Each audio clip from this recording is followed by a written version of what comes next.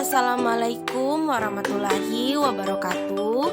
Selamat pagi adik-adikku semua. Insya Allah kita semua selalu dalam keadaan sehat walafiat. Nah adik-adik, hari ini kita belajar tematik. Untuk tematik kita sudah masuk pada pembelajaran 2. Silakan adik-adik buka halaman 61. Nah kemudian silakan adik-adik perhatikan, di sini ada ayo membaca, bacalah teks berikut. Nah di sini ada teks tentang tari tradisional.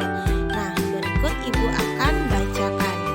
Tarian tradisional adalah warisan berharga yang dimiliki setiap daerah. Tarian daerah merupakan hasil cipta karya seni dari suatu budaya. Sebagai negara kepulauan, Indonesia juga memiliki ragam tari daerah yang unik sebagai ciri khas setiap daerah. Tari daerah juga menjadi identitas daerah itu. Tarian daerah syarat akan makna dan pesan dalam setiap gerakannya.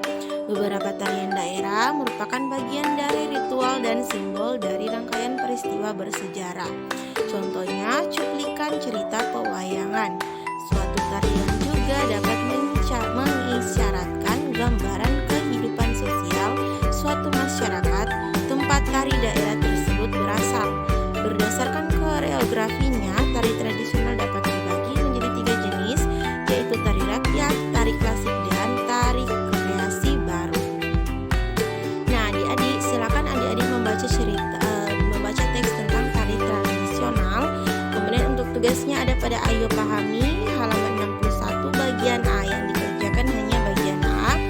Tulislah B pada pernyataan yang benar dan S pada pernyataan yang salah.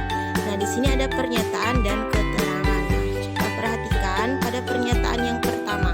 Tari tradisional berasal dari kebudayaan suatu daerah. Nah, menurut adik-adik itu benar atau salah? Pernyataan tersebut benar atau salah? Kemudian nomor 2, semua tari tradisional memiliki makna yang sama. Nah, pernyataan ini menurut adik-adik benar atau salah? Kemudian yang ketiga, tari kreasi daerah termasuk dalam jenis tari tradisional. Nah, menurut adik-adik pernyataan ini benar atau salah? Kemudian yang keempat, tari merak merupakan contoh tari klasik. Nah, adik-adik untuk tari merak adalah contoh dari tari modern.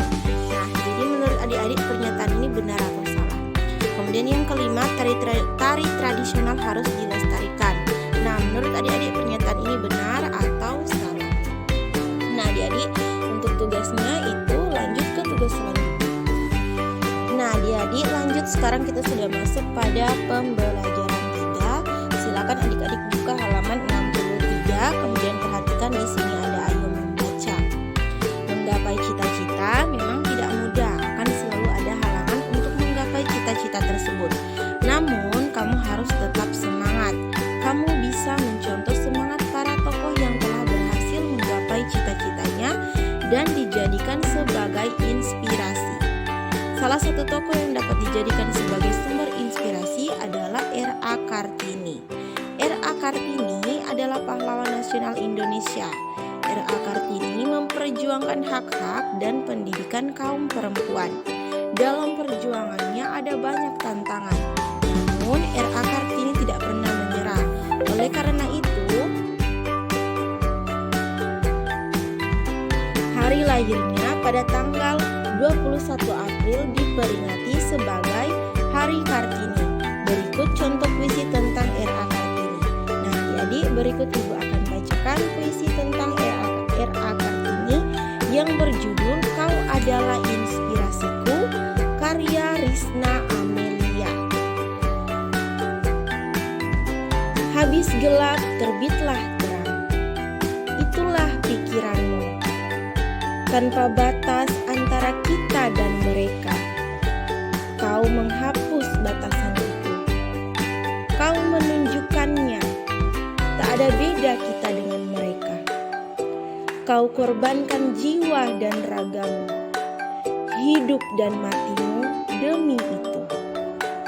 Kau semangat membara, menunjukkan bahwa kita bisa. Usaha dan semangatmu tak pernah mati. Meski cacian sering menerjang, kau tetap bersemangat untuk menghancurkan dinding-dinding pembatas hingga selamanya. Nah, adik-adik, tadi adalah puisi tentang Kau Adalah Inspirasiku tentang RA Kartini. Silakan dibaca ya. Kemudian untuk tugasnya ada pada halaman 64 bagian A. Ayo pahami dan jawab. Bagian A saja yang dikerjakan. Nomor 1, puisi di atas menunjukkan kekaguman kepada siapa, ada ya jawabannya. Kemudian nomor 2, pengarang puisi tersebut adalah. Kemudian nomor 3, tanggal 21 April diperingati sebagai hari. Kemudian nomor 4, RA Kartini berjuang untuk. Yang terakhir nomor 5, semangat RA Kartini dapat dijadikan. Nah, jadi semua soal ini jawabannya ada pada halaman 63. Oke, kita lanjut ke tugas berikutnya. Nah, adik-adik, sekarang kita masuk pada pembelajaran 4. Silakan adik-adik buka halaman 74. Kemudian perhatikan di sini ada ayo membaca. Bacalah teks berikut. Nah, adik-adik, berikut Ibu akan bacakan tentang teks rumah limas. Sesuai dengan namanya, rumah limas adalah rumah tradisional berbentuk limas yang dibuat dengan gaya panggung. Bangunan khas daerah Palembang ini dibangun bertingkat. Hampir seluruh bagian dari rumah limas terbentuk dari kayu. Jenis kayu yang digunakan adalah kayu unglen, seru, dan tembesu. Rumah limas terdiri atas 5 tingkat kijing sekaligus 5 ruangan dengan fungsi yang berbeda-beda.